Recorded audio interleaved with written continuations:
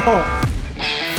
Ciao chitarristi e bentornati in Shape Your Tone, sono Ale e nel video di oggi voglio sfidarvi. Vi avviso, non sarà una sfida semplice, però raga, io credo in voi. Ora, prima di andare dritti alla sfida vi ricordo che se questo video raggiungerà i 1000 like lo rifacciamo uguale ma con altri tipi di chitarre. Spolliciate, iscrivetevi al canale se ancora non l'avete fatto e godetevi tutti i contenuti che ci sono. Allora, la sfida è questa. Vi farò vedere una chitarra, ne parleremo per un po', ma non vi dirò la marca, il modello e soprattutto non vi dirò il prezzo. Dovrete dirmi voi nei commenti quanto costa, o meglio, ditemi secondo voi quanto vale. Io durante il video intanto vi lascio una serie di indizi, di suggerimenti per farvi fare i vostri ragionamenti. Mi raccomando, guardatelo tutto. Iniziamo con i legni del body, e ho detto legni e non legno, proprio perché ce ne sono due, e già questa cosa non è proprio standard per chitarre in stile strato. Il body è in ontano, ok, legno super normale per una chitarra in questo stile, ma abbiamo anche un bel top in acero fiammato, che esteticamente direi che ci sta alla grande. Sicuramente dà alla chitarra un look decisamente più accattivante del classico legno che si vede di solito sulle strato. Parlando di quello che invece è dentro il body, quindi l'elettronica e l'hardware, abbiamo la configurazione che è humbucker singolo marchiata Wilkinson,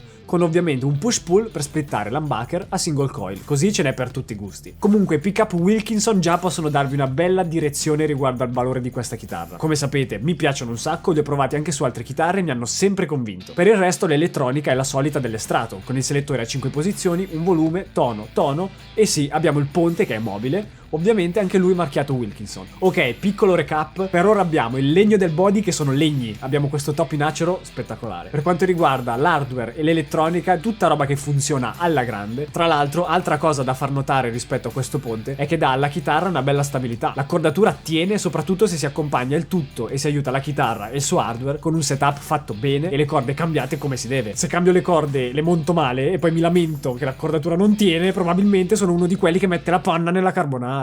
Ovviamente la chitarra viene fornita con anche la leva, se uno ce la vuole mettere, ce la mette, la usa, uno che non la vuole, semplicemente non la monta. Se poi decidiamo di andare oltre al corpo della chitarra, troviamo altre cose ancora più belle che potrebbero confondervi un po' le idee sulla fascia di prezzo di questo strumento. Abbiamo infatti il manico e la tastiera che sono in acero roasted, ma non è un acero roasted fatto così a caso. La tastiera è identica a quella della Ibanez Quest. Ve la ricordate la chitarra senza paletta? Nel dubbio comunque vi lascio qui sopra il video, così poi se volete recuperarlo potete farlo. Però prima date un'occhiata a questo legno. Ci sono tutti quegli occhiellini lì che sono stupendi raga, sono bellissimi. Il feeling del manico è davvero tanta roba, complice il fatto che sia roasted, ok, ma soprattutto raga i tasti sono posati davvero bene. Ora piccola curiosità, perché non so se tutti sapete cosa significa acero roasted quando si parla dei legni del manico e della tastiera, quindi ve lo dico brevemente. In pratica è un trattamento del legno ad alta temperatura che praticamente consiste diciamo nella cottura in dei forni particolari. A quelle temperature così alte il legno subisce delle trasformazioni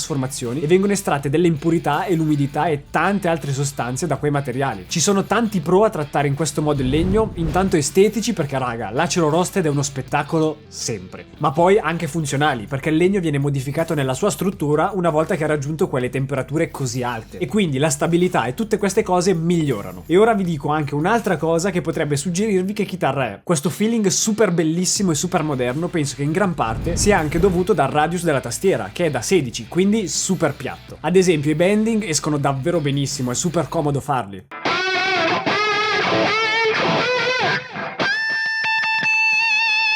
Ma se poi decido di fare qualche passaggino magari un pochino più virtuoso, ma senza esagerare, praticamente fatta apposta.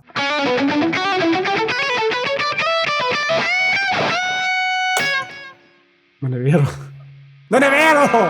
Cioè devo aprire una muta di corde solo e soltanto per una corda, perché non ho corde singole. Monto la corda come si deve, perché io non sono uno di quelli che mette la panna nella carbonara. Quindi adesso io sono qui piegato che sto avvitando la meccanica. Va bene, adesso l'attacco stomp con l'accordatore e vediamo di sistemarla come si deve, poi ricominciamo con il video.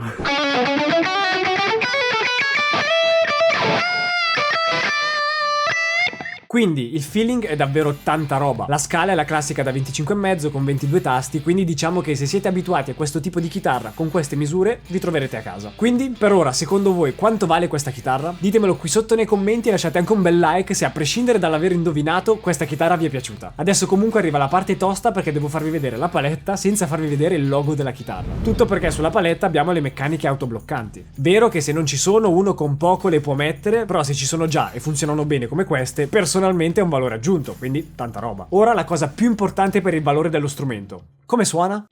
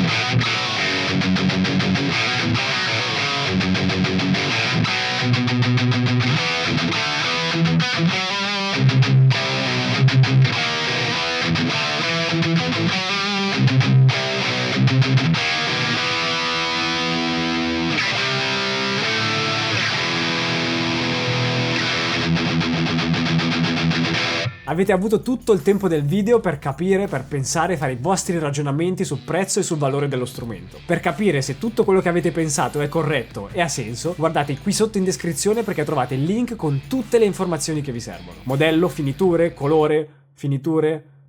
Ah sì, c'è anche il prezzo. Se volete vedere altri video con chitarre fatte così, particolari, con qualche caratteristica interessante e che soprattutto costano il giusto, vi lascio questo video perché è super interessante. Io vi ricordo di lasciare un bel like perché se arriviamo a 1000 lo rifacciamo con altre chitarre. Iscrivetevi al canale se ancora non l'avete fatto e raga, godetevi tutti i video che ci sono uno per uno e noi ci vediamo venerdì prossimo.